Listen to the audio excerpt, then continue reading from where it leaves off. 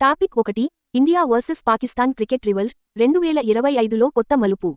Cricket fans, trending sports content, దేశభక్తి emotion కలిగిన audience. India versus Pakistan ఈసారి మ్యాచ్లో ఓ చిన్న జెస్చర్ కోట్ల మంది హృదయాలు గెలుచుకుంది.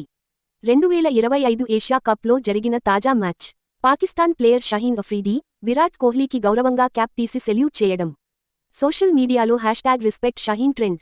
Kohli reaction, that's sportsmanship. Rival అంటే కేవలం పోటీ కాదు, గౌరవం కూడా. మీకు ఈ మోమెంట్ నచ్చిందా? కామెంట్లో చెప్పండి.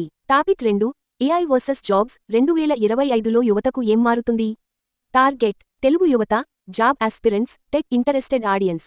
ఏఐ వల్ల ఉద్యోగాలు పోతున్నాయా? లేక కొత్త అవకాశాలు వస్తున్నాయా? 2025లో 40% రెపెటిటివ్ జాబ్స్ ఆటోమేషన్ ద్వారా తగ్గాయి.